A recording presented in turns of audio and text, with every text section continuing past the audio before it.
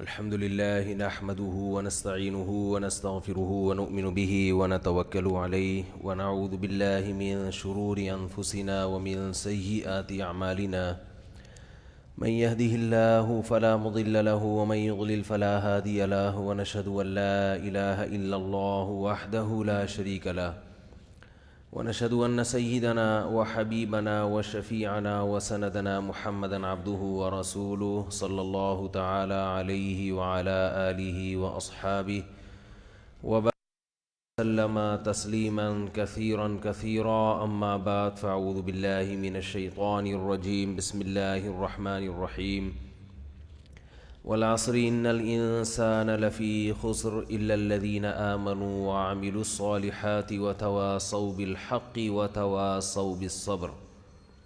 وقال النبي صلى الله عليه وسلم الكيس من دان نفسه وعمل لما بعد الموت. وقال النبي صلى الله عليه وسلم من رأى منكم منكرا فليغيره بيده فإن لم يستطع فبلسانه فإن لم يستطع فبقلبه وذلك أضعف الإيمان.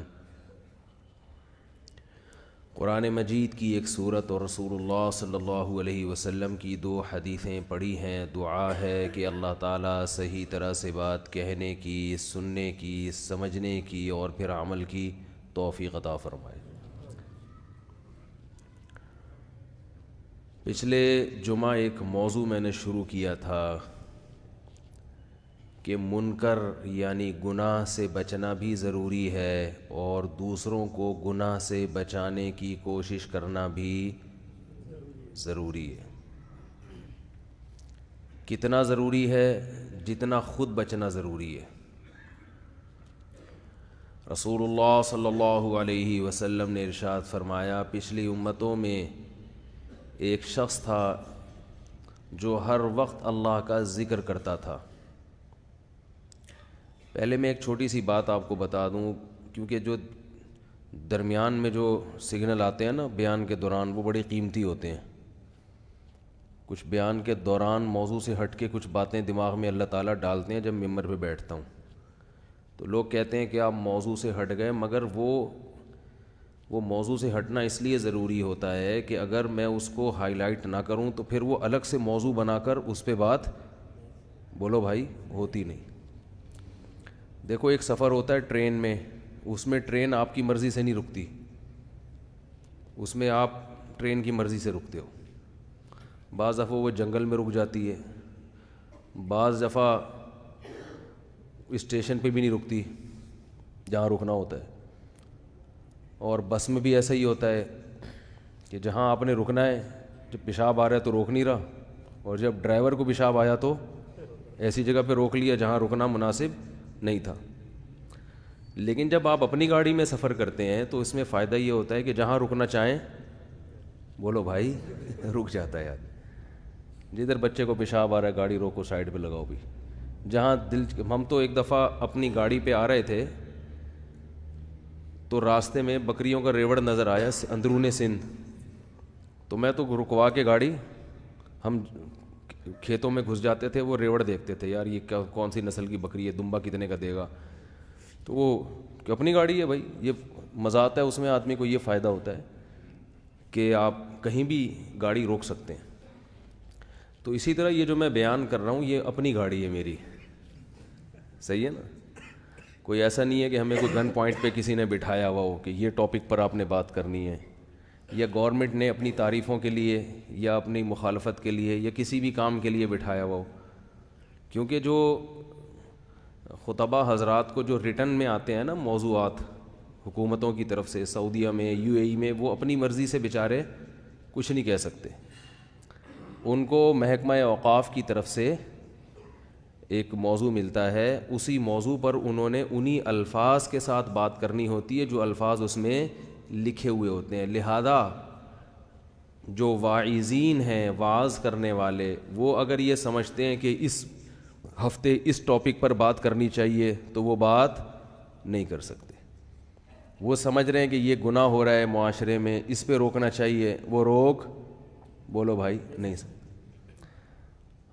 بھی ہمارے بھی گورنمنٹ کے بارے میں کچھ ایسی خبریں اڑتی ہوئی آ رہی ہیں کہ جتنے بھی واعظین ہیں، جمعے کے خطبے ہیں، وہ حکومت لکھ کے دے گی کہ یہ پڑھا کرو، اور دلیل یہ دی جاتی ہے کہ کیونکہ فرقہ واریت بہت پھیل رہی ہے اور بہت کچھ غلط ہو رہا ہے ممبروں سے، تو اس لیے حکومت کہے گی کہ یہ موضوعات ہونے چاہیے.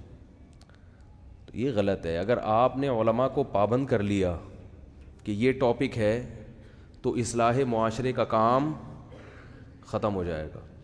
یہ بات درست ہے کہ تخریب کا کام بھی ختم ہو جائے گا، کیونکہ ممبر سے جیسے اصلاح ہو رہی ہے تخریب بھی ہو رہی ہے. تو اصلاح کے چکر میں یعنی تخریب کو ختم کرنے کا وہ طریقہ اختیار کرنا کہ سلے سے اہل حق کے زمانے بھی بند ہو جائیں، یہ طریقہ کبھی بھی مفید نہیں ہوتا. یہ بالکل ایسے ہے جیسے 2 نمبر ڈاکٹر بہت ہیں تو آپ نے 1 نمبر پہ بھی پابندی لگا دی. اب آپ نے ڈاکٹر کو بتایا کہ فلاں مریض جب آئے گا تو اس کو یہ دوا لکھ کے دینا ہے، اور فلاں پیشنٹ جب آئے گا تو اس کو یہ والا ٹیکہ لگانا، تو ڈاکٹر مانے گا آپ کی بات؟ وہ کہے گا پڑھا لکھا میں ہوں یا تم ہو؟ کیا خیال ہے بھائی؟ پڑھا لکھا میں ہوں تو اس کا میں اپنی مرضی سے علاج کروں گا، میں بتاؤں گا کہ کس مریض کو کیا چاہیے، یہ حکومت نہیں بتائے گی. تو کیونکہ ڈاکٹر کا جو فزیشین ہوتا ہے اس کا کام ہی یہی ہے کہ وہ ہر کیس کا الگ اسٹڈی کرتا ہے. کوئی لگی بندی کتاب نہیں ہے کہ جو پیٹ کا مریض ہے اس کو یہ دینی ہے، جو نزلے کا مریض ہے اس کو یہ دینی ہے، جو کینسر کا مریض ہے اس کو، یہ کوئی لگا بندہ قانون نہیں ہے. ڈاکٹر کا مطلب ہی یہ ہوتا ہے کہ وہ تجویز کرے کہ یہ والا پیشنٹ کون سی دوا کا تحمل رکھتا ہے، کون سی میڈیسن ہے جو برداشت کر پائے گا، کون سی برداشت نہیں کر پائے گا. اس کے جو سر میں درد ہے تو اس کو پین کلر کی ضرورت ہے یا کوئی اور مسئلے کی وجہ سے سر میں درد ہو رہا ہے. اس کو جو زکام ہے تو اس کی ریزن کیا ہے. تو جیسے ڈاکٹر کے شعبے میں اگر حکومت زبردستی ٹانگ اڑائے تو ڈاکٹری کے شعبے کی ایسی کی تیسی ہو جائے گی. ڈاکٹروں کے بارے میں تو حکومت یہ مانتی ہے، علماء کو پابند کر رہی ہے کہ آپ کو جو ہم لیٹر دیں گے یا آپ کو جو محکمہ اوقاف کی طرف سے تقریر ملے گی آپ نے وہی کرنی ہے. اس سے علماء کی جو تقریریں ہیں وہ وعظ کم، نصیحت کم اور خبر نامہ زیادہ بن جائے گی. جیسے کہ عرب کنٹریز میں، سب کی بات نہیں کر رہا، اکثر علماء کی میں نے بھی وہاں تقریریں سنی ہیں، وہ تقریریں کم لگ رہی ہوتی ہیں اور خبر نامے کا یعنی اسٹائل خبر نامے والا ہوتا ہے کہ جیسے ایک وہ نیوز چینل میں نیوز والا پڑھ کے سنا رہا ہوتا ہے نا ایسے وہ بھی حکومت کی طرف سے پڑھ کے سنا رہے ہوتے. تو یہ واعظ کا انداز نہیں ہے. اصلاح معاشرہ اس طرح سے نہیں ہوتا. اصلاح معاشرہ کے لیے ضروری ہے کہ جو معاشرے کی اصلاح کرنے والا ہے اس کے دل میں درد ہوتا ہے، ایک جذبہ ہوتا ہے، وہ خود سلیکٹ کرتا ہے اپنے حالات، اپنے علم کی بنیاد پہ، تجربے کی بنیاد پہ کہ کس وقت میں نے کس ٹاپک پر بات کرنی ہے اور کس اسٹائل میں کرنی ہے. بات آ رہی ہے سمجھ میں؟ مثال کے طور پر ہمارے شیخ جب بیان کیا کرتے تھے تو اگر کوئی بیان کے دوران جمائی لیتا تو اسی وقت بیان کا موضوع چینج کر کے اس کو منع کرتے کہ جب بھی جمائی آئے تو منہ پر ہاتھ رکھا کرے. فرمائی کیا عجیب اسٹائل ہے، منہ پھاڑ کے جو ہے نا مجھے دیکھ رہے ہو. کیوں؟ اس لیے کہ بھائی یہ ایک موقع ہے، ایک چیز بری ایک مثال دے رہا ہوں میں. جمائی تو ایک ہلکی سی چیز ہے، اگر کوئی منہ پھاڑ بھی لے تو اتنا بڑا مسئلہ نہیں، ایک مثال سے سمجھانے کے لیے. کیونکہ اصلاح کا جذبہ ہے تو وہ ٹاپک کو چھوڑ کر ان کو سمجھانا شروع کرتے تھے کہ بھئی یہ کیا اونٹ کی طرح منہ کھول رہے ہیں. تو لکھے ہوئے خطبوں میں اکثر ایسا نہیں ہوتا. تو اصلاح کا جس کے اندر بھی جذبہ ہوگا وہ خود سلیکشن کرے گا، خود سوچے گا کہ آج میں نے کس ٹاپک پر بات کرنی. ممکن ہے وہ ایک ہی ٹاپک کو 1 سال تک ہی کھینچتا رہے. حضرت حکیم اختر صاحب رحمہ اللہ تعالی ہر بیان بدنظری کے خلاف کرتے تھے. ہر بیان میں اس کا تذکرہ لازمی آتا تھا کہ بدنظری چھوڑ دو، نامحرم عورتوں کو دیکھنا چھوڑ دو. ہر بیان اگرچہ ٹاپک یہ نہ بھی ہو تو بھی اس کا تذکرہ ضرور لاتے تھے. کیوں؟ ان کا ایک نظریہ تھا کہ بھئی آج اس برائی میں تقریباً ہر نوجوان مبتلا ہے، ہر دفعہ اس کو چھیڑنا بولو بھائی ضروری. اگر حکومت ہمیں پابند کر دے کہ اس موضوع پر آپ نے بات کرنی ہے تو پھر 4 شادیوں پر تو ہم زندگی میں کبھی بھی بات بولو بھائی کر ہی نہیں سکیں گے. کیا خیال ہے؟ جبکہ میں سمجھتا ہوں کہ معاشرے کو اس کی بھی بہت سخت, اتنی بیوہ عورتیں, اتنی طلاق یافتہ عورتیں, اور مردوں میں زنا اور عورتوں میں زنا, تو پھر ہم تو منہ بند ہو جائے گا ہمارا. پھر ہم یہی کہیں گے کہ آج حکومت نے یہ بیان کیا, آج یہ خطاب کا ہمیں آرڈر آیا ہے, پڑوسیوں کے حقوق, ٹھیک ہے نا. ٹھیک ہے, تو جی کیا ہو گیا؟ تو اس سے اصلاح معاشرہ نہیں ہوتا. تھوڑا بہت فائدہ تو ہو جائے گا. لہذا جو تخریب کاری ممبروں سے ہو رہی ہے, ممبر کا غلط استعمال بھی ہو رہا ہے, تو اس کا اصل حل یہ ہے کہ نمبر 1, ہر شخص کو ممبر پہ بیٹھنے کی اجازت, بولو بھائی, نہ دی جائے. ہر شخص کو فتویٰ دینے کی اجازت, بولو نا یار, نہ دی جائے. بڑے بڑے جو ہمارے مشہور مدارس ہیں, چاہے وہ کسی بھی مکتبہ فکر کے ہوں, ہمیں اس سے غرض نہیں ہے کہ کس مسلک کے ہیں, کوئی بات نہیں, ایک ریلائبل ادارہ ہونا چاہیے, انسٹیٹیوٹ ہونا چاہیے, پیچھے ایک ادارہ ہو کسی فرد کے, تو پھر وہ فرد غلطی کرنے سے پہلے 100 دفعہ سوچتا ہے. خود رو پودے جو نئے نئے اگ رہے ہیں, جن کے پیچھے کوئی ادارہ نہیں ہے, وہ زیادہ مسئلہ خراب کرتے ہیں. ایک نئی تحقیق مارکیٹ میں لا کے عوام کے سامنے پھینک دیں گے, پبلک پریشان کہ یار آج تک تو اس کے خلاف سنا تھا, یہ کوئی نیا مسئلہ ہے. پھر وہ برا, وہ کافر, وہ گمراہ, وہ حدیث کو مانتا ہے, وہ نہیں مانتا, یہ ایک عجیب طوفان بدتمیزی. تو جو بڑے بڑے ادارے ہیں ان کو یہ اتھارٹی دی جائے کہ آپ جب تک کسی شخص کو سرٹیفکیٹ نہیں دیں گے, نہ تو اسے ممبر پہ بیٹھنے کی اجازت ہوگی اور نہ ہی اسے مسئلہ بیان کرنے کی اجازت. مسائل کی تو فیلڈ ہی الگ ہے. خطبہ کی سلیکشن کا ایک الگ انداز ہونا چاہیے, اس کے معیار الگ ہونا چاہیے, اور مفتیوں کی سلیکشن کا انداز, مفتی کے علاوہ کسی کو بھی فتویٰ دینے کی اجازت. ہمارے ملک میں جو بھی سسٹم چل رہا ہے نا, جیسے کوئی بھی حکیم بن کے ایک ٹھیا لگا لے, یہ ایک دفتر خرید لے, اس پہ ایئر کنڈیشن لگا لے اور کچھ معجونیں لا کے رکھ لے, استو قدوس اور مختلف قسم کی نا لا کے رکھ لی, اور بیٹھ جائے چورن بیچنا, دبا کے چلتا ہے بزنس, کوئی پوچھنے والا, بولو بھائی, ہے ہی نہیں. تو بالکل یہی اسٹائل مولاناؤں کا بھی چل رہا ہے. اس لیے مفتی کا لفظ بھی بدنام ہوتا ہے اور مولوی کا لفظ بھی بدنام ہوتا ہے. پھر لوگ کہتے ہیں مولوی ایسے, مولوی ایسے, مولوی یوں, مولوی یوں. تو بھائی تمہیں کیا پتا کہ یہ مولانا ہے بھی کہ نہیں ہے؟ ہر داڑھی والے, ہر پگڑی والے کو لوگوں نے مفتی بھی سمجھنا شروع کر دیا, اور بولو بھائی مولوی. بلکہ میں تو یہاں تک کہتا ہوں کہ اگر کوئی اہل حق بھی ہو, صاحب علم بھی ہو, جب تک اس کے پیچھے ادارہ نہیں ہے, اس کے فتوے کو بھی فالو مت کرو. وہ تفردات کی طرف زیادہ جاتے ہیں ایسے لوگ. ادارے کا ہونے کا کیا فائدہ ہوتا ہے؟ ادارے میں اس سے بڑے بڑے اور بھی علماء ہوتے ہیں, اس کے اساتذہ ہوتے ہیں, مشائخ ہوتے ہیں. کیونکہ جب کوئی شخص انفرادی طور پر اپنی 1.5 اینٹ کی مسجد بناتا ہے یا اپنا انفرادی طور پہ کوئی کام کرتا ہے, تو اس کے ٹریک سے ہٹنے کے امکانات زیادہ ہوتے ہیں. نفس پرستی بھی غالب آتی ہے, اپنے جذبات بھی غالب آتے ہیں. کبھی کسی سیاسی تنظیم کی طرف جھکاؤ ہوگا تو اس سیاسی تنظیم کے ہر غلطی بھی اس کو صحیح لگے گی اور مخالف کی ہر صحیح چیز بھی اس کو غلط. تو فتوے میں پھر یہ چیزیں, بولو بھائی, آتی ہیں. طلاق کے مسائل میں جذبات سے متاثر ہوگا. ماموں چاچے کے مسئلے طلاق کے لیے الگ ہوں گے محلے والوں کے, بولو بھائی, یہ ہوتا ہے. انسان گوشت کا بنا ہوا ہے, وہ لوہے کا بنا ہوا نہیں ہے. وہ آنسو دیکھ کے مسلک چینج کر لیتا ہے, وہ گھریلو مسائل دیکھ کے فتویٰ چینج کر لیتا ہے. ادارے میں یہ ہوتا ہے کہ پیچھے ایک پورے افراد کا ایک گروہ ہے, اور بھی بڑے بڑے علماء وہاں پڑے ہوئے ہیں, تو وہ اس کو گچی پکڑ کے رکھتے ہیں. کیونکہ ادارے اس کے جب منسلک ہوگا تو اس کو یہ پتا ہے کہ میں نے کوئی الٹی سیدھی بات کی تو میرے پیچھے پورا کیا ہے, ادارہ ہے. تو وہاں اور بھی حضرات ہیں. اور خود ادارے سے فتویٰ لینے میں فائدہ کیا ہوتا ہے کہ ایک آدمی کی رائے نہیں ہوتی, وہاں پہ کئی علماء کا پینل بیٹھ کے غور و فکر کر کے رائے دیتا ہے. ہمارے ہاں جامعۃ الرشید میں کوئی مسئلہ آتا ہے, کوئی بھی مسئلہ جب آئے گا نا, تو اس میں یہ ضروری ہے کہ یہ مسئلہ حل کون کرے گا.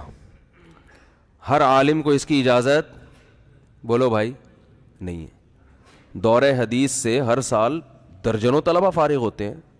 اور پورے مدارس سے دیکھا جائے تو ہزاروں طلبہ فارغ ہوتے ہیں، مگر ان ہزاروں میں کسی ایک کو بھی نہ تو دارالعلوم کورنگی اجازت دیتا ہے کہ وہ فتویٰ دیں، نہ بنوری ٹاؤن کی طرف سے اجازت ہے کہ وہ فتویٰ دیں، نہ جامعہ فاروقیہ، نہ جامعہ اشرفیہ، اسی طرح اور بھی دوسرے مسلک والوں کے جو بڑے بڑے مدارس ہیں ان کی طرف سے بھی اتھارٹی اور اجازت، حالانکہ 8 سال انہوں نے مسلسل علم دین حاصل کرنے میں، بولو بھائی، لگایا، 8 سال مسلسل، پھر بھی ان کو اجازت نہیں ہوتی.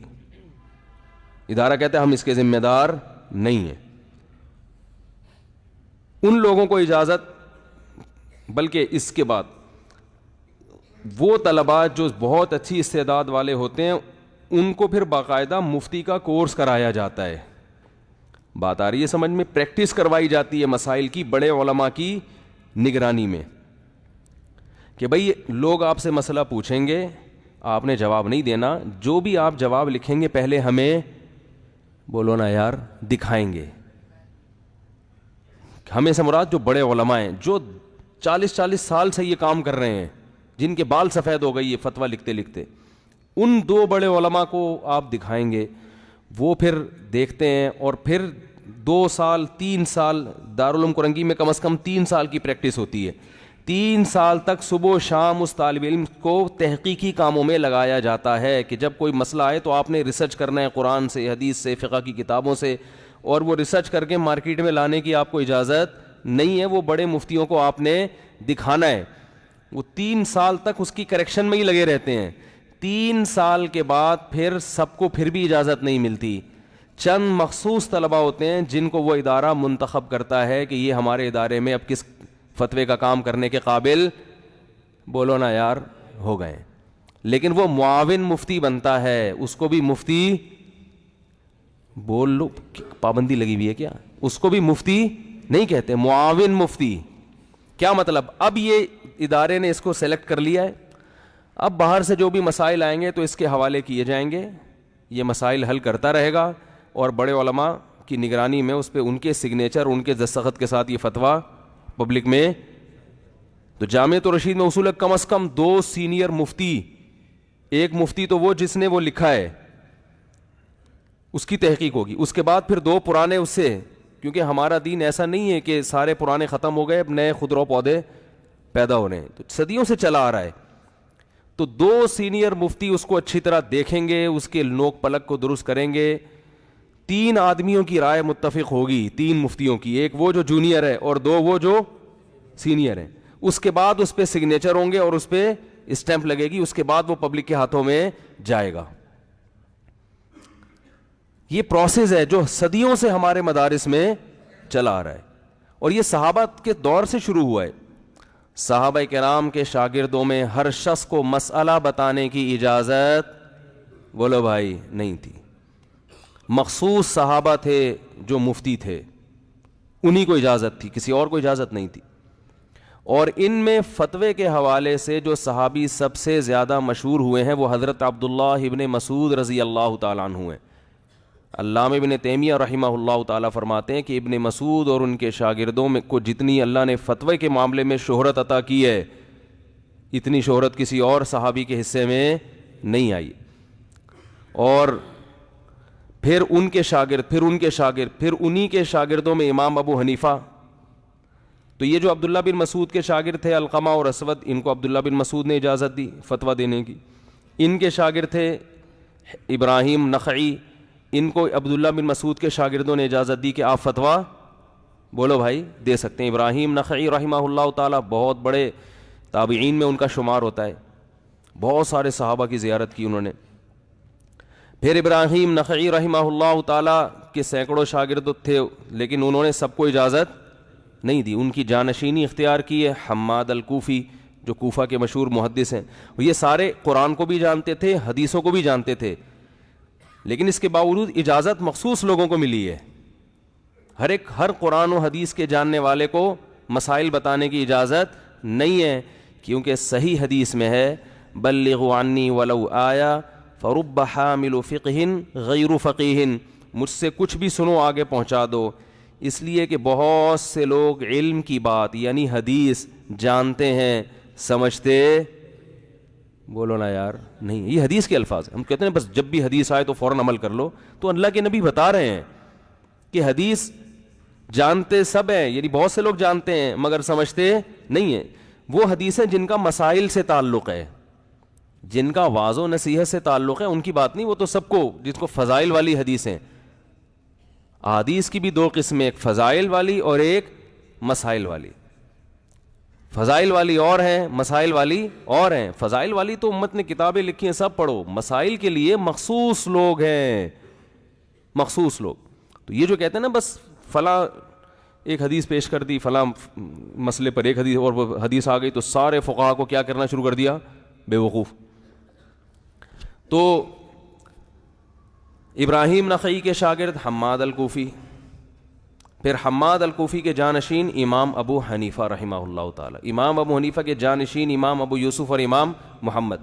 لیکن امام حنیفہ کے دور میں ایک اچھا کام یہ ہوا کہ اب تک جو کام ہو چکا تھا اس کو ریٹن فارم میں, ارے بولو گے تو بات آگے چلے گی یار, بالکل کتنی خاندانی باتیں کر رہا ہوں آپ کے سامنے میں. تو اس کو کیا کہ ریٹن فارم میں امام محمد ریٹن فارم میں لے آئے. جیسے حدیثیں چلتی آ رہی تھیں لیکن ریٹن فارم میں اس کو لانے کی کوشش سب سے پہلے حضرت عمر بن عبدالعزیز رحمہ اللہ تعالی, جو 5ویں خلیفہ سمجھے جاتے ہیں, انہوں نے کہا کہ یہ ضائع ہو جائیں گی, ریٹن میں لے کر آؤ. تو فقہ لکھا بعد میں گیا ہے, یہ نہیں کہ یہ لوگ کہتے ہیں نا یہ حنفی شافی تو نبی کے دور میں تھے نہیں تو بعد میں پیدا ہوئے ہیں. تو وہی مسائل ہیں ریٹن فارم میں کیا ہوئے ہیں, بعد میں آئے ہیں. تو ان میں کچھ رائے میں چونکہ اختلاف بھی تھا, صحابہ کے دور سے چلا آ رہا تھا, تو اس اختلاف کو ان اصحاب کی طرف, ان مجتہدین کی طرف منسوب کر دیا گیا جو اس کے کیا تھے, بانی تھے. امام حنیفہ کے شاگرد نے جو فقہ کو مرتب کیا تو اس کو فقہ حنفی کہا جانے لگا. اس کا یہ مطلب نہیں کہ وہ نبی کا فقہ نہیں ہے. جیسے بخاری کی حدیث کو کہتے ہیں حدیث بخاری ہے, تو بھائی ہے تو محمدی حدیث. بخاری کیوں کہ اس کے لکھنے والے کون ہیں, امام بخاری, اور امام بخاری کی رائے کا بھی اس میں دخل ہے کیونکہ ان کی رائے میں یہ صحیح حدیثیں تھیں تو ہم نے ان کی رائے پر اعتماد کر کے ان حدیثوں کو کیا مان لیا, صحیح, کیونکہ سب امت نے اس کو فالو کیا. تو میں یہ عرض کر رہا تھا کہ یہ سلسلہ آج تک رکا نہیں ہے. شاگردوں کے شاگرد, شاگردوں کے شاگرد, اور یہ وہ شاگرد تھے جو پوری زندگیاں اپنے استاذ کے ساتھ وقف کر دیا کرتے تھے, اس کی نگرانی میں علم حاصل کرتے تھے. بات آ رہی ہے سمجھ میں؟ تو میں اپنا سلسلہ بھی آپ کو عبداللہ بن مسعود تک بتا سکتا ہوں. جتنے اس وقت ملک کے اندر مفتیان کرام ہیں, ان تمام نے فتویٰ سیکھا ہے اپنے استاذ سے جو مفتی ہیں, اور ان کے استاذ بھی کیا تھے, خطیب نہیں, واعظ نہیں, وہ تو بہت سارے ہیں, یا پیر و مرشد نہیں, باقاعدہ کیا ہونا ضروری ہے, مفتی. اور مفتی کا مطلب اس نے خود 10-15 سال کسی بزرگ کی نگرانی میں کام کیا ہو, پھر اس کے استاذ نے بھی 15-20 سال کسی بزرگ کی نگرانی میں. یہ سلسلہ عبداللہ بن مسعود رضی اللہ تعالی عنہ تک سند متصل کے ساتھ چلتا ہے. جو اس سلسلے سے منسلک نہیں ہوگا, چاہے عبداللہ بن مسعود کا سلسلہ ہو یا کسی دوسرے صحابی کا, تو یہ سلسلہ جب تک آپ کے پاس نہیں ہوگا آپ کو فتویٰ دینے کی اجازت نہیں ہے. کیونکہ اگر صرف کتابوں سے یا یوٹیوب سے مسئلہ حل ہو جاتا یا فیس بک کی ریسرچ کافی ہوتی, تو میرے بھائی کتابیں تو اس دور میں بھی, بولو نا بھائی, لکھی ہوئی تھی. ایک صاحب میرے پاس آئے, وہ عجیب سا مارکیٹ میں فتویٰ لے کر آئے. میں نے کہا یہ تو پہلی دفعہ سن رہا ہوں میں, ہیں بھی ہمارے ہی ساتھ, یعنی ہمارے ہی فقہ کو فالو کرنے والے, لیکن پوری امت سے ہٹ کے ایک نئی ٹریک بنایا انہوں نے. بہت سے مسائل میں وہ بات جو پوری دنیا میں کوئی بھی نہیں کر رہا, وہ وہاں سے فتویٰ آ رہا ہوتا ہے. تو میں نے کہا یار انہوں نے باقاعدہ ان کے کوئی استاذ ہوں گے نا, ان کو بتاؤ کہ یہ کیا کر رہے ہیں, آپ نے کیا شاگرد بنایا فتوے میں. تو انہوں نے کہا فتوے کی لائن میں ان کا کوئی استاذ, بولو بھائی, ہے ہی نہیں. یہ کہہ رہے ہیں کہ مجھے کسی استاذ کی, میں نے فلاں مدرسے سے دورہ حدیث کیا, میرے استاذ ہیں, حدیث میں بھی ہیں, قرات میں بھی ہیں, سب چیزیں, لیکن فتویٰ میری اپنی ریسرچ ہے. میں فتاوی شامی خود پڑھ کے فیصلہ کرتا ہوں. علامہ شامی کی فتاوی کی کتاب ہے نا, جو فقہ حنفی کی بڑی مشہور کتاب ہے, رد المحتار, اور اسی طرح فتح القدیر ہے, جو فتاویٰ کی ہماری کتابیں جو ہدایہ کی شرح فتح القدیر ہے، تبیین الحقائق یا فتاویٰ عالمگیریہ وغیرہ، جو مفتی حضرات جن کتابوں کو زیادہ فالو کرتے ہیں، تو میں خود ان کتابوں کا اسٹڈی کر کے کیا کرتا ہوں، فتویٰ. مجھے نہ کہیں تخصص کی ضرورت، نہ میرا کوئی اس فیلڈ میں استاذ. میں نے کہا پھر جتنے تفردات آ رہے ہیں یہ کم آ رہے ہیں، اس سے زیادہ آنے چاہیے. بات آ رہی ہے سمجھ میں؟ تفردات کا مطلب ہوتا ہے پوری قوم سے ہٹ کے ایک نئی چیز مارکیٹ میں، جیسے کمپنیاں ہوتی ہیں نا. وہ ہم چھوٹے بچے تھے تو ایک اشتہار آتا تھا، اب نہیں ٹی وی دیکھتا میں، پرانی بات ہے.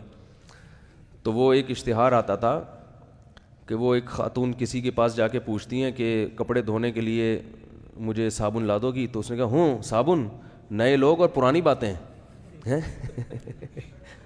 نئے لوگ اور باتیں پرانی. اب وم استعمال کرو. اب پتہ نہیں وہ آتا ہے کہ نہیں آتا.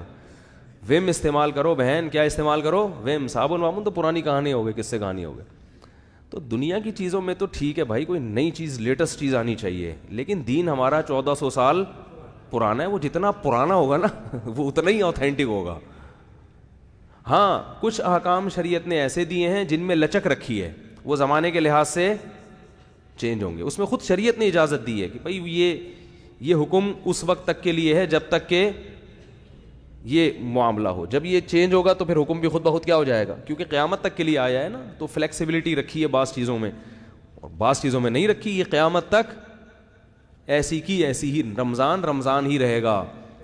روزہ آپ کو رکھنا پڑے گا چاہے کل پیپر ہو یا بولو بھائی نہ ہو.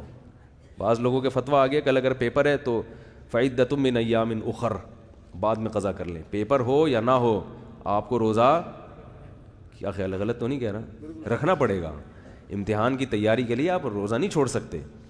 تو یہ جو ہے نا سلسلہ ہمارا صدیوں سے چلا آ رہا ہے، تو اس میں یہ ضروری ہے کہ آپ نے کس سینئر مفتی سے سیکھا ہے. ہاں یہ الگ بات ہے کہ آپ مثالیں دے سکتے ہیں، فلاں بھی تو اتنے بڑے بزرگ کے شاگرد ہیں مگر وہ تو گمراہ ہو گئے. تو ٹھیک ہے، پروسیس یہی ہے، اس میں گمراہ بھی ہوں گے اور اہل حق بھی، لیکن اس سے ہٹیں گے تو گمراہی ملیں گے، اہل حق. بات آ رہی ہے سمجھ میں؟ تبھی میں کہتا ہوں کہ سب سے پہلی شرط عالم کو فالو کرنے میں ضروری ہے کہ اس کے استاذ کون ہیں، کن لوگوں سے پڑھا انہوں نے. لیکن اتنا کافی نہیں ہے، یہ تو پہلی شرط ہے. اس کے بعد پھر آپ دیکھو گے کہ پڑھنا بھی کافی نہیں ہے. واقعی یہ دین برحق کو فالو کرتے بھی ہیں کہ نہیں کرتے، خواہش نفسانی کے غلام تو نہیں ہے. یہ پھر دوسرا اسٹیپ ہے.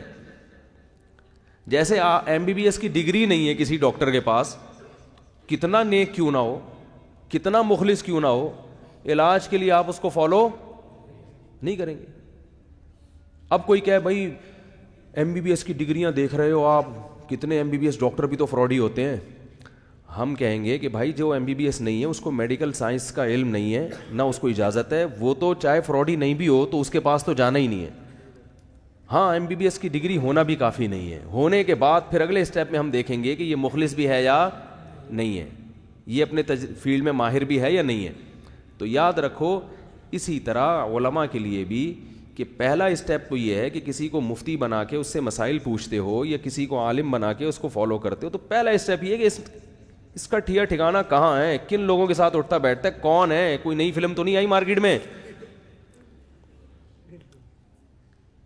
جتنی نئی فلمیں مارکیٹ میں آ رہی ہیں اس کو لوگ اتنا زیادہ فالو کر رہے ہیں. یار کوئی نہیں آئی ہے، بڑی لایا استاد کسی کی. ہاں جو پرانی فلم ہے، معذرت یار میں کیسی کیا کروں، سمجھانا پڑتا ہے نا اس زبان میں. جو پرانی فلمیں چل رہی ہیں جو جن کے بزرگوں سے علماء سے تعلقات ہیں، ان میں بھی پھر اتنا کافی نہیں ہے. پھر اگلا اسٹیپ یہ ہے کہ پھر ان کے بیان میں بیٹھو یا ان کے سے دیکھو کہ یہ جمہور سے یا ہٹ کے تو کوئی نیا فتویٰ تو نہیں لے کر آ رہے، امت کو گمراہ تو نہیں کر رہے. وہی اسلام جو صدیوں سے چلے آ رہا ہے اسی کا بتا رہے ہیں، کچھ اور لے کر آ رہے ہیں. کچھ اور لے کر آ رہا ہے تو ختم نہیں ماننا، چاہے کیسا ہی قرآن و حدیث کا لیبل لگائے، کیونکہ یہ امت گمراہی پہ جمع نہیں ہو سکتی. یہ کیسی بات ہے کہ اس کو قرآن حدیث سمجھ میں آیا، صدیوں سے لوگوں کو نہیں آیا. ایک مرتبہ جناب جاوید احمد غامدی صاحب سے کسی نے سوال پوچھا کہ آپ جو کہتے ہیں کہ شادی شدہ عورت کو زنا کی سزا میں مرد ہو یا عورت اس کو رجم نہیں کیا جائے گا. وہ یہ کہتے ہیں کہ شادی شدہ عورت یا مرد اگر زنا کرے تو اس کو رجم نہیں کیا جائے گا. جناب جاوید احمد غامدی صاحب کی رپورٹ ہے یہ, بلکہ اس کو بھی کوڑے لگائے جائیں گے. جبکہ پوری امت کیا کہتی ہے, شادی شدہ مرد اور شادی شدہ عورت اگر زنا کرے تو اس کی سزا کیا ہے اسلام میں؟ رجم. اس کو زمین میں گاڑ کے پتھروں سے مار کے ہلاک کیا جائے گا. حکومت کرے گی یہ کام, آپ نہ کرنا شروع کر دیں. حکومت پر لازم ہے کہ وہ یہ سزا دے اگر گواہوں سے ثابت ہو جاتا ہے. تو کسی خاتون نے ان سے سوال کیا کہ یہ تو پوری امت کہہ رہی ہے, چاروں ائمہ جو بڑے بڑے محققین تھے, امام حنیفہ, امام مالک, امام شافعی, امام احمد بن حنبل اور جتنے صحابہ جمہور سب یہی کہتے آ رہے ہیں, تو یہ کیسے کہہ رہے ہیں کہ پھر آپ کی رائے کچھ اور ہے؟ تو انہوں نے جواب دیا کہ ہم قرآن و حدیث کے پابند ہیں, یہ سب محقق تھے, بڑے اچھے لوگ تھے, مگر ہم ان کی ریسرچ کے پابند بولو بھائی نہیں. اس کو کہتے ہیں کلمۃ حق ارید بها الباطل. بات ٹھیک ہے مگر اس سے جو آپ نتیجہ اخذ کر رہے ہو وہ کیا ہے؟ غلط. اصل میں خاتون کا سوال یہ نہیں تھا, وہ بیچاری خاموش ہو گئی. میں ہوتا تو میں کہتا کہ میرا سوال یہ نہیں ہے کہ قرآن و حدیث کو کون فالو کر رہا ہے کون نہیں کر رہا. میرا سوال یہ ہے کہ اتنی بڑی امت کو 1400 سال میں اب تک قرآن و حدیث سمجھ میں کیوں نہیں آیا؟ اتنی بڑی مسٹیک اس امت سے, یعنی یہ تو غیر مسلم جب اسلام قبول کرے گا کہے گا یار تمہارا تو پورا اسلامی مشکوک ہے, تمہیں 1400 سال میں تم جن لوگوں کو سب سے بڑے محقق کہتے ہو, غیر مسلم جب اسلام کا مطالعہ کرتے ہیں تو وہ سب سے پہلے محمد صلی اللہ علیہ وسلم کی شخصیت کو پڑھتے ہیں, پھر وہ خلفائے راشدین کو پڑھتے ہیں کہ یہ کون تھے کیا تھے, پھر وہ حدیث کے باب میں امام بخاری کو, امام مسلم, ان کی سیرت کو پڑھتے ہیں, اور جو قانون کو مرتب کرنے والے فقہا ہیں جن کو ریسرچر کہا جاتا ہے, محقق کہا جاتا ہے, ان میں وہ چاروں ائمہ کو پڑھتے ہیں. پوری دنیا میں جس نے بھی اسلام پڑھنا ہے نا, اسلام کو سمجھنا ہے, کسی غیر مسلم سے آپ پوچھ لیں وہ اسی کو پڑھتا ہے کہ بھئی ان کے محقق جو جنہوں نے قانون کو وضع کیا ہے, لکھا ہے, وہ کون ہے؟ تو وہ امام حنیفہ کا نام آئے گا, امام شافعی, امام مالک, احمد بن حنبل, کیونکہ پوری امت انہی کو فالو کرتی آ رہی ہے, تو وہ اس کو پڑھتے ہیں. تو وہ کہے گا غیر مسلم کہ یار آپ لوگوں سے اتنے بڑے مسئلے میں, کیونکہ زمین میں گاڑ کے پتھر سے مارنا یہ کوئی چھوٹا مسئلہ, کیا خیال ہے بھائی؟ کوئی چھوٹا سا مسئلہ تھوڑی ہے یہ, کیا نہیں اتنے بڑے مسئلے میں اتنی بڑی مسٹیک ہو گئی, اور ایک دو آدمیوں سے نہیں بلکہ لاکھوں ہزاروں فقہا, محدثین, علماء, مفتیان کرام, مبلغین, سبھی سے ہو گئی. تو اس کا مطلب کیا ہے کہ وہ پورا دین اس کی نظر میں بولو بھائی مشکوک. وہ کہے گا یار پھر اس سے چھوٹے مسئلے میں تو اس سے بڑی بڑی غلطیاں ہوئی ہوں گی. اور پھر وہ جناب جاوید احمد غامدی صاحب پہ بھی اعتماد بولو نا, کہے گا یار جب اتنے بڑے بڑے لوگوں سے اتنی بڑی بڑی غلطیاں ہو سکتی ہیں تو یہ جو 15ویں صدی کے پروفیسر ہیں ان سے تو اس سے بھی بڑی ہو سکتی ہے. اس کا مطلب یہ جیسے عیسائیت مشکوک ہے, اس کا ہمیں نہیں پتا کہ وہ محفوظ ہے یا نہیں, تو اسلام بھی کیا ہے؟ غیر محفوظ ہے, اسلام بھی محفوظ نہیں ہے. تو یہ اس طریقے سے لیبل اسلام کی خدمت کا, مگر حقیقت میں اسلام کی جڑوں کو کھوکھلا کیا جا رہا ہے. بات سمجھ میں آ رہی ہے کہ نہیں آ رہی ہے؟ آ رہی ہے نا, الحمدللہ. تو پہلا اسٹیپ تو میرے بھائی آپ نے یہ دیکھنا ہے کہ یہ کن لوگوں کے ساتھ اٹھنا بیٹھنا, کون ہے, کہاں سے آیا بھائی, مریخ سے تو نہیں آیا کوئی.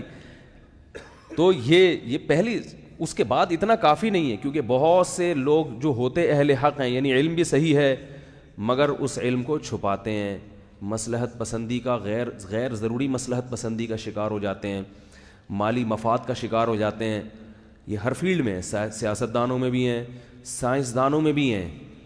یہ جو سائنسی تحقیقات ہوتی ہیں نا, مجھے ایک سائنٹسٹ نے بتایا کہ ہر تحقیق میں یہ ضروری نہیں ہے کہ اس سائنٹسٹ نے اخلاص کی بنیاد پہ یہ تحقیق, بعض دفعہ اس کے اپنے مفاد ہوتے ہیں, پیسہ بھی کھلایا جاتا ہے کہ یہ والی رپورٹ پیش کر دو.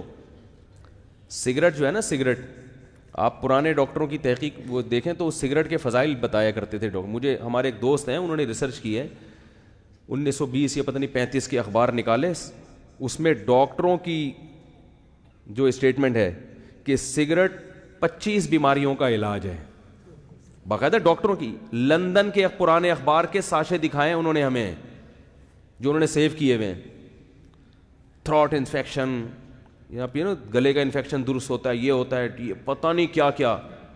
حالانکہ وہ ڈاکٹر تھے, لیکن وہ اشتہارات کیوں لگائے ڈاکٹروں نے؟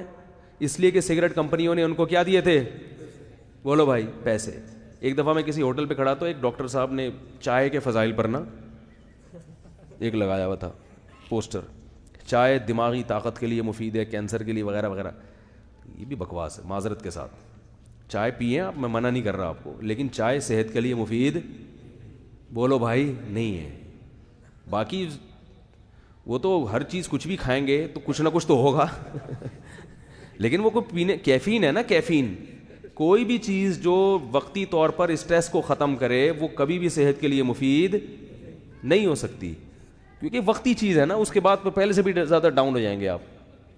تو ٹھیک ہے بہت زیادہ نقصان دہ نہیں ہے, بعض لوگوں کو تو بہت زیادہ بھی نقصان دیتی ہے, لیکن یہ کہ کوئی فائدے کی چیز نہیں ہے. کوئی بچ سکتا ہے تو ثواب بچنے میں ہی ہے کہ نہ پیے, دودھ پیے, لسی پیے, شہد کھائے, چائے سے اجتناب کرے تو زیادہ بہتر ہے. تو میں یہ عرض کر رہا تھا کہ جیسے ڈاکٹروں میں سب نہیں, بعض لوگ ڈاکٹر بھی بکتے رہے ہیں ہمیشہ, سائنٹسٹ بھی بعض بک جاتے ہیں, اور اسی طرح مولویوں میں بھی بہت سے بولو بھائی بکتے ہیں. تو آپ نے یہ دیکھنا ہے کہ صحیح ہے یا غلط ہے. تو اب میں جو اصل بات تھی نا اس کی طرف جلدی سے, جو میں نے ٹریک سے ہٹا تھا, تو میں عرض کر رہا تھا کہ حکومت کو چاہیے کہ جو وہ دیکھ رہی ہے کہ فرقہ واریت پھیل رہی ہے, ممبر پہ بلا وجہ چیچڑ اچھالنا لوگوں کی عزتوں کے, بغاوتوں کی پر اکسانا لوگوں کو, اس قسم کی جو نیگیٹو ایکٹیویٹیز ہیں ممبروں کے ذریعے جو ہو رہی ہیں, تو ان پہ کنٹرول کرنے کا طریقہ یہ ہے کہ بھئی جو بھی اس قسم کی بات کر رہا ہے ممبر پہ بیٹھ کے جس سے معاشرے میں نفرت پھیل رہی ہے, پابندی لگا دے اس پہ. پہلی بات تو یہ کہ یہ ضروری ہے کہ ممبر پہ ہر ایک کو بیٹھنے کی اجازت نہ دیجیے. کسی گورنمنٹ اپنے ادارے نہ بنائے کہ ہمارے ہاں سے جو سرٹیفکیٹ لے کے جائے گا نا وہ ممبر پہ بیٹھے گا, یہ بھی خطرناک ہے, کیونکہ پھر ہر گورنمنٹ اپنی پالیسی کے لحاظ سے مولوی بھی پرووائڈ کرے گی. پی ٹی آئی کے دور میں سارے پی ٹی آئی والے مولانا ہوں گے, مسلم لیگ کے دور میں سارے کون سے ہوں گے, نواز شریف کے فضائل بیان کرنے والے, زرداری کے دور میں سارے کرپشن کے حق میں تقریریں کریں گے, بولیں گے کرپشن اسلام میں کا ایک بہت بڑا حکم ہے. تو ہر شخص کس کے حساب سے چلے گا؟ گورنمنٹ یہ ادارے اپنے ہاتھ میں نہ لے. اسلامی تاریخ میں جتنے بھی دینی ادارے رہے ہیں ہمیشہ حکومت سے الگ رہے ہیں, وہ آزاد, کبھی بھی حکومت کی انٹرفیئرنس کو انہوں نے قبول, حکومت کی مداخلت کو کبھی بھی اداروں نے قبول نہیں کیا, کیونکہ ایک شعبہ ہے جس میں اسلام کو ہم نے پڑھنا ہے اور اسلام ہی کو آگے بیان کرنا ہے. ہاں کچھ پابندیاں گورنمنٹ لگا سکتی ہے جو کہ لگانی چاہیے, کوئی فرقہ واریت نہیں ہوگی, آپ اپنی رائے کو تمیز اور اعتدال کے ساتھ پبلک میں بیان کریں گے, دوسرے پر ایسا انداز بیان نہیں ہوگا جس سے نفرتیں پھیلے, قتل و غالت پھیلے, اور جو ہے نا جذبات مجروح ہوں اور یہ مار کٹائی والا معاملہ شروع ہو. اس پہ حکومت کیا کرے گی؟ بس کوئی مولانا اگر ممبر پہ بیٹھ کے اس طرح سے کر رہا ہے تو نوٹس آ جانا چاہیے, مولوی صاحب آپ تمیز کے دائرے سے ہٹ رہے ہیں. بس کیا خیال ہے؟ نہیں ہٹے تو اگلی دفعہ آپ کو ہٹا دیا جائے گا. تو پھر ان کو جا کے 2-4 دفعہ ہوا خوری کی جائے مخصوص تفریحی مقامات پہ, صحیح ہے نا, تو اگلی دفعہ میں انشاءاللہ وہ کیا ہوں گے, سیٹنگ صحیح ہو جائے گی. تو تفریح کا تو ہر ایک کو شوق ہوتا ہے, ان کو اس کا تجربہ نہیں ہوگا. تو اس طرح سے گورنمنٹ کنٹرول کر سکتی ہے. لیکن یہ جو ہے کہ یہ لکھے ہوئے خطبے آئیں گے جس میں عمران خان کے دور حکومت میں پھر آپ عمران خان کے فضائل بیان کریں گے, مسلم لیگ کے دور حکومت میں آپ مسلم لیگ کے فضائل, یہ پھر معاملہ کیا ہو جائے گا, مذہب کا بیڑا غرق ہو جائے گا. تو ترکی میں یہی ہوا نا, عطا ترکی جب حکومت آئی ہے تو اس نے پہلے تو سارے مولاناؤں کو قبضے میں لیا ہے. اس نے کہا کہ امام وہی بنے گا جو ہمارے اداروں سے فارغ ہو کے جائے گا, اور اپنے اداروں میں پھر انہوں نے اپنی پٹیاں پڑھانا شروع کر دیں. پھر وہ امام کم اور کسی کمپنی کے امپلائی جو ہے نا ملازم زیادہ لگتے تھے وہ, اور اب تک یہی چلتا آ رہا ہے. کچھ علماء تھے جنہوں نے حفاظت کی علم کی, جو الحمدللہ اب بھی ہے وہاں پہ, جس کے آثار نظر آتے ہیں. تو گورنمنٹ یہ کر سکتی ہے, سمجھ رہے ہیں, اور یہ کرنا چاہیے. اس کے بغیر تو یوٹیوب پہ جو لوگ بیٹھے ہوئے ہیں ہر وقت نیگیٹو تخریب کاری, وہ کافر, وہ بعض لوگوں کو تو بات کرنے کا سلیقہ ہی نہیں ہے. وہ جب گدھے کی طرح چیختے ہیں اور گلے پھاڑتے ہیں تو وہ ایک درد سر, اس سے امیج جو جاتا ہے لوگوں کے سامنے, بات بھی صحیح نہیں اور طریقہ کلام بھی, وہ فلانا کافر, وہ اس کی وہ بس وہ اب سمجھ سارے سب کو پتہ ہی ہے کون ہے. وہ ایک دفعہ ایک انڈیا کا ایک بڑا زبردست شاعر ہے, میں کبھی کبھار یوٹیوب پہ شاعری سنتا ہوں, انڈیا کے شعراء بڑے زبردست ہیں. تو اس نے ایک واقعہ سنایا کہ میں تھانے میں گیا, میں نے پولیس کے خلاف جو ہے نا ایک شاعری کہی کہ یہ کرپٹ ہیں اور چور ہیں وغیرہ وغیرہ اس طرح کر کے. تو تھانے والے نے مجھے بلایا اور کہا کہ تم نے ہماری پولیس کو برا بھلا کیوں کہا ہے کہ یہ کرپشن ہے ان میں اور یہ رشوت خور ہیں. میں نے کہا میں نے نام تو نہیں لیا کہ ہماری پولیس. انہوں نے کہا سب سمجھتے ہیں کہ آپ کس کی بات کر رہے ہو. جب بھی آپ بات کرو گے تو سب سمجھتے ہیں کہ کس کی بات ہو رہی ہے. تو کچھ لوگ ایسے ہیں یوٹیوب پہ کہ جب بھی میں بات کروں گا کہ تقریب کاری پھیلا رہے ہیں اور ہر وقت منفی چیزوں کو ہائی لائٹ کرنا لوگوں کی, تو اس میں نام لینے کی ضرورت نہیں ہے, سب سمجھتے ہیں. تو اس قسم کی چیزوں پہ گورنمنٹ کیا کرے, پابندی لگائے, تاکہ لوگوں میں یہ چھوٹے چھوٹے مسائل, رفع الیدین, ٹانگے عامی, یہ اس پہ لے کے جو ایک طوفان بدتمیزی کھڑا کیا ہوا, یہ تو صدیوں سے اختلافی چلے آ رہے ہیں. میں بچپن میں شوافے کے ساتھ رہا ہوں, شافی مسلک کے لوگ, وہ رفع الیدین کرتے تھے, ہم نہیں کرتے تھے. آج تک ہم نے بھی کبھی ان کو نہیں چھیڑا اور کبھی انہوں نے بھی ہمیں نہیں چھیڑا. ہم یہ جانتے ہی نہیں تھے کہ سعودی عرب میں بھی ایسا ہی ہے. جدہ میں ایک مسجد میں گیا, وہاں اکثر امام تو حنفی مسلک کو ہی فالو کرتے ہیں, بہت سارے امام جو ہے نا وہاں پاکستانی بنگلہ دیش کے. عرب کبھی امام کو بھی نہیں کہتے کہ ہم رفع الیدین کر رہے ہیں تم کیوں نہیں کر رہے. تو وہ کہتے ٹھیک ہے یہ بھی صحیح ہے, اور اگر کوئی رفع الیدین والا آگے چلا جائے تو بھی ٹھیک ہے. یہ مسئلہ کہاں ہے زیادہ, بولو بھائی, یہ یہاں ہے اور پوری دنیا میں کہیں نہیں ہے, پوری دنیا میں کہیں نہیں ہے. تو حکومت ان چیزوں پہ کنٹرول کرے, یقیناً حکومت کی ذمہ داری ہے. تو میں جو ٹریک سے اترا تھا میں ذرا اس طرف آ جاؤں. میں کہنا کیا چاہ رہا تھا, بات اتنی لمبی ہو گئی.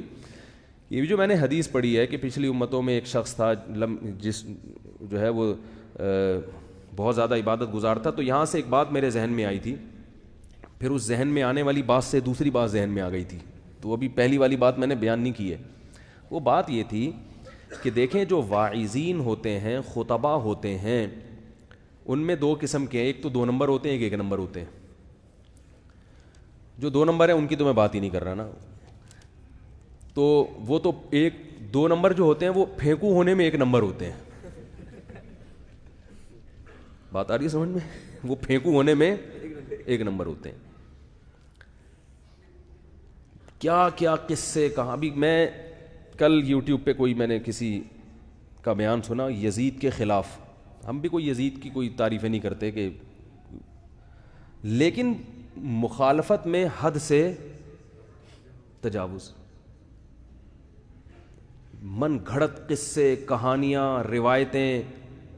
بھائی ہم کب کہہ رہے ہیں ہم کو یزید کوئی نہ نبی ہے, نہ صحابی ہے, نہ فرشتہ ہے, ہمیں نہ اس کی حمایت کا شوق, اور نہ ہم یہ کہتے ہیں کہ مخالفت میں حدود سے تجاوز. لیکن چونکہ پبلک میں ذہن بنا ہوا ہے کہ وہ امام حسین کی محبت اس بات کو سمجھتے ہیں کہ یزید کو پہ لعنت کی جائے. پہلے یہ ذہن بنایا کہ جو یزید پہ لعنت نہیں کرے گا وہ امام حسین سے مخلص نہیں ہوگا. یہ ذہن بھی آپ نے خود ہی بنایا ہے. عبداللہ ابن عمر بڑے جلیل القدر صحابی, وہ تو یزید کے ہاتھ میں بیعت ہو گئے, تو کیا ان کو بھی امام حسین کا سے نفرت کرنے والا کہو گے؟ صحابی رسول کو وہ نبی کے نواسے سے غداری کر سکتے ہیں؟ بولو نا بھائی. کوئی سمجھانے والا نہیں ہے, کوئی بتانے والا نہیں ہے کہ بھئی آپ اس طرح کی باتیں کر رہے ہو. کل یہی مجمع جب عبداللہ بن عمر کا پڑھے گا اور بہت سارے صحابہ اور بہت سارے تابعین کا پڑھے گا کہ وہ تو بیعت ہو رہے ہیں جا کے, تو آپ نے تو میرے خلاف تقریر کر لی, فلاں مولانا صاحب کے خلاف ذہن بنا دیا لوگوں کا, لوگوں نے نعرے بھی لگا دیے ہمارے خلاف کہ یہ تو لانتی ہیں, یہ فلانا ہے. لیکن جب وہ پڑھے گا, کتابیں پڑھے گا, تاریخ اٹھا کے دیکھے گا کہ اتنے بڑے بڑے صحابہ اس کے ہاتھ پہ بیعت ہو رہے ہیں, تو وہ کس سے بدگمان ہوگا؟ وہ صحابہ سے بدگمان ہوگا. نتیجہ یہ ہوگا کہ رافضیت پھیلانے میں, بولو بھائی, وہ شیعہ مسلک کے, بولو نا بھائی, قریب ہو جائے گا. آپ خدمت سنی مذہب کی کر رہے ہو, مگر اس کے لیے طریقہ یہ اختیار کر رہے ہو کہ لوگ سنی مذہب کو آہستہ آہستہ, کیونکہ شیعہ مذہب میں تو صحابہ کو نہیں سمجھا جاتا. اچھا, وہ تو کہتے ہیں جو یعنی حضرت حسین اور 4-5 صحابہ کے علاوہ میجورٹی شیعہ کی, سب شیعہ ایسے نہیں ہوتے, میجورٹی ان کی کہتی ہے وہ سب غلط تھے. لیکن خطیب کو اس کی پرواہ, بولو بھائی, نہیں ہوتی. وہ پھینک رہا ہوتا ہے کیونکہ لوگوں میں ایک ذہن بن چکا ہے, تو بس بولو بولو بولو بولو, ایک مجمع کو ایسا. میں سمجھتا ہوں کہ جب بھی کسی چیز میں تحقیق کرنی ہو نا, ہمارے ملک میں اس وقت سب سے معتدل عالم اور محقق ہونے میں دنیا میں چوٹی کے علماء میں ان کا شمار ہوتا ہے, وہ ہیں حضرت مفتی محمد تقی عثمانی صاحب. بات آ رہی ہے سمجھ میں؟ ان کی زبان سے نکلا ہوا ایک ایک لفظ نپات اللہ ہوتا ہے، اور ان کی تحریر میں لکھا ہوا ایک ایک لفظ، بولو بھائی، نپات اللہ ہوتا ہے۔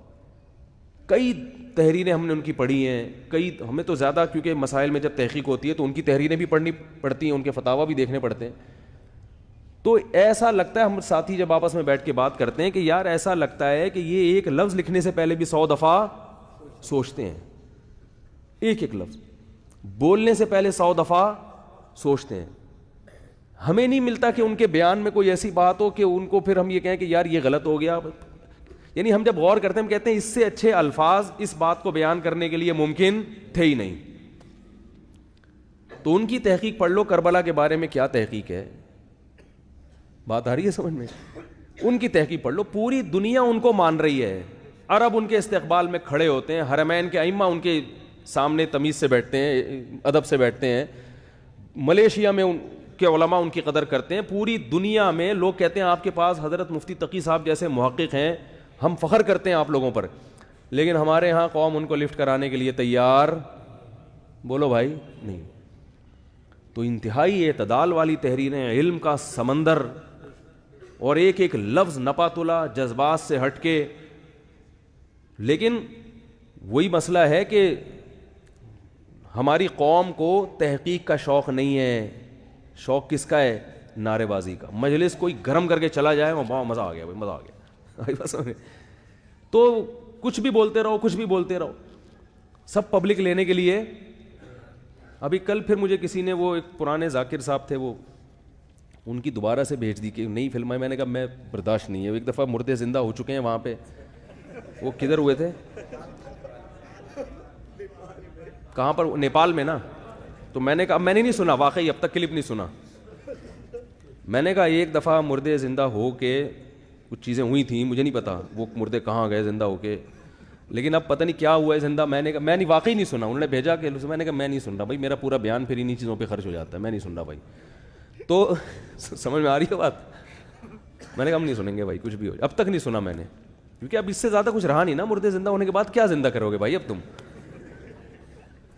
تو میں نے ایک شیعہ سے کہا، ایک شیعہ ہے یہاں پر بیٹھتے ہیں، کہ میرا ان سے کوئی معاملہ پڑتا ہے کسی مالی لین دین میں، تو میں نے ان سے کہا یار یہ کچھ بندہ دوسرا بٹھا دو، ہمارا آپ سے ٹھیک ہے مسئلہ کی اختلاف اپنی جگہ، ہم شیعہ مذہب کو درست نہیں مانتے، ہم سنی مذہب کو فالو کرتے ہیں، لیکن وہ اپنی جگہ، وہ تو بہت ساری چیزیں ہیں جن کو ہم نہیں مانتے، عیسائیوں کا ایک الگ مذہب ہے، یہودیوں کا الگ مذہب ہے، ٹھیک ہے نا، تو اور بہت ساری فروعی میں اختلافات، ہمیں بعض مسئلوں میں اہل حدیث سے بھی اختلاف ہے، بعض میں بریلوی حضرات سے بھی، وہ اپنی جگہ۔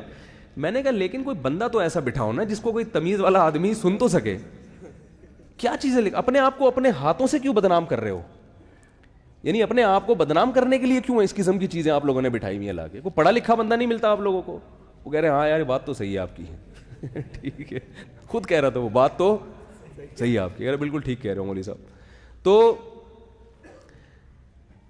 یہ خطیب کی دو قسمیں بتا رہا ہوں، ایک نمبر ہوتے ہیں، ایک 2 نمبر۔ تو 2 نمبر جو ہے نا وہ پھینکنے میں کیا ہوتے ہیں؟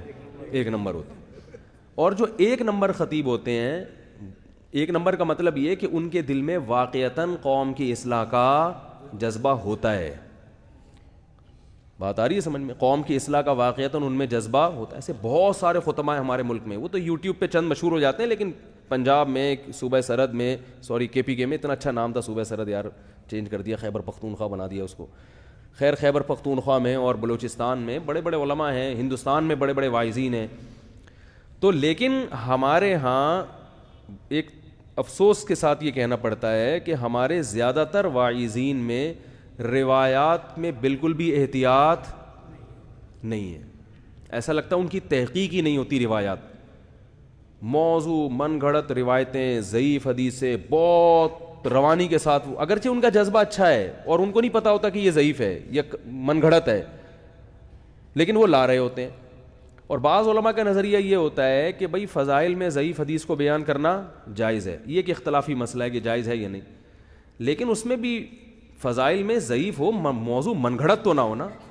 اور بعض چیزیں ایسی ہوتی ہیں جو فضائل میں تو ہوتی ہیں، لیکن اس سے وہ یہ سمجھ رہے ہوتے ہیں کہ فضائل میں ہے، لیکن حقیقت میں وہ کس میں ہوتی ہے؟ مسائل سے اس کا تعلق ہوتا ہے، اس سے لوگ ایک مسئلہ خود بخود اخذ کر رہے ہوتے ہیں. ابھی میں مثالیں نہیں دوں گا, میں ایک اصول بیان کر کے بات آگے چلا رہا ہوں کہ جب بھی واعظین کی تقریروں کو سنا کریں تو کوئی بھی حدیث سامنے آ گئی تو آگے اس کو پارسل بولو بھائی مت کیا کریں. تو ان سے تھوڑا سا پوچھ لیں کہ حضرت اس کا کوئی حوالہ ہو اور اس کا کوئی جو ہے نا وہ کوئی ہے بھی ہے, سر اور پاؤں بھی ہے کہ نہیں ہے اس کا. بعض علماء اس کا اہتمام کرتے ہیں کہ وہ روایات میں, جیسے حضرت مفتی تقی عثمانی صاحب, ان کے بیان جہاں سے سنو جدھر سے سنو بہت اوتھینٹک ہوتا ہے, بہت مستند ہوتا ہے, کیونکہ علم کا خزانہ ہے وہ. لیکن ہمارے ہاں ان کو لفٹ بولو بھائی نہیں کرائی جا رہی. اور اللہ نہ کرے دنیا سے اگر جب وہ جائیں گے, سب نے جانا ہے, پھر مضامین شائع ہونا, پھر اخباروں میں مضامین آئے گا وقع علامہ اور بحر العلوم اور فلانا, اور پھر بہت سے لوگ یار ہمیں تو پتہ ہی نہیں تھا پاکستان میں اتنے بڑے کوئی عالم دین بھی موجود تھے. تو سمجھ میں نہیں آ رہی میرا خیال ہے, آ گئی یہاں تک. تو میں اب اصل موضوع کی طرف آتا ہوں, موضوع کے لیے وقت بچا ہی نہیں ہے. تو میں انشاءاللہ پھر اگلے ہفتے اس پہ بات کروں گا جو میں نے حدیث پڑھی ہے کہ نبی صلی اللہ علیہ وسلم نے ارشاد فرمایا. پہلی جو قرآن کی آیت میں نے پڑھی ہے کہ جب تک آپ دوسروں کو گناہوں سے نہیں روکتے اس وقت تک آپ کامیاب نہیں ہو سکتے. اور حدیث میں نبی نے فرمایا جو گناہ کو ہاتھ سے روکنے کی طاقت رکھتا ہے وہ ہاتھ سے روکے, جو زبان سے وہ زبان سے, اور جو دل سے وہ دل سے. تو منکر کیا ہوتا ہے اور اس میں روکنے کے لیے فرض کتنا ہے, علماء پر کیسے روکنا فرض ہے, عوام کی کیا ذمہ داری ہے, اور روکنے کا طریقہ اور اسٹائل کیا ہونا چاہیے. لوگ یہاں بہت بڑی غلطی کرتے ہیں, اکثر تو روکتے ہی نہیں گناہ سے, وہ کہنے میں ہو رہا ہے جو معاشرے میں ہونے دو. اور بہت سے روکتے ہیں مگر وہ اخپل طریقے سے روکتے ہیں. بات آ رہی ہے سمجھ میں؟ وہ روکتے ہیں کس طریقے سے, اخپل طریقے سے. اخپل طریقہ نہیں چلے گا, شریعت نے روکنے کا طریقہ بھی بتایا ہے. موسیٰ علیہ السلام کو جب اللہ نے فرعون کے پاس بھیجا تو گناہ سے روکنے کے لیے بھیجا اور طریقہ بھی اللہ نے خود بتایا. بات آ رہی ہے سمجھ میں؟ حالانکہ وہ تو پیغمبر تھے, وہ کہتے اللہ ٹھیک ہے تو نے بتا دیا, میں جا رہا ہوں, میں اخپل طریقے سے روکوں گا جیسے میری سمجھ میں آئے گا. اللہ نے فرمایا اذهب الى فرعون, فرعون کے پاس جاؤ, کیا کیا کہنا ہے یہ بھی بتا دیا. بات آ رہی ہے, کیا کیا کہنا ہے اور کس اسٹائل میں کہنا ہے یہ بھی بتایا. اس طریقے سے یہ بات اس کے سامنے رکھنی ہے. تو ہم لوگ پہلی بات تو روکتے نہیں ہیں, روکتے ہیں تو اسٹائل وہ ہوتا ہے کہ بجائے فائدے کے الٹا نقصان. تو یہ, اور پھر روکنے کے مخصوص طریقے ہم نے رکھے ہوئے ہیں کہ اس طریقے سے روکوں گا, دوسرے طریقے سے نہیں روکوں گا. حالانکہ کسی کو دین پہ لانے کے سینکڑوں طریقے ہیں, ان طریقوں کی بھی آپ کو پہلے بیٹھ کے سلیکشن کرنی پڑے گی کون سا طریقہ یہاں سوٹیبل ہے. تو اس پر انشاءاللہ میں اگلے ہفتے بات نہیں کروں گا بلکہ اس سے اگلے ہفتے کروں گا, کیونکہ اگلے ہفتے میرا سفر ہے تو میں کراچی میں نہیں ہوں گا جمعے کو. تو یہ جو ہے اتوار والا بیان بھی نہیں ہوگا بھائی, یہ جو پرسوں بیان ہوتا ہے نا عشاء کے بعد یہ بھی نہیں ہوگا, میرا دورہ ہے پنجاب کا. اور اس کے بعد جو جمعہ ہے اس میں ہم اگر آنا ہوا تو پہلے اناؤنس کر دیں گے, لیکن بظاہر ایسا لگتا ہے کہ جمعے تک پہنچنا مشکل ہے. اس کے بعد پھر اتوار اور جمعے کی ترتیب انشاءاللہ شروع ہو جائے گی. اللہ تعالیٰ سے دعا ہے اللہ تعالیٰ سمجھنے کی اور عمل کرنے کی توفیق عطا فرمائے.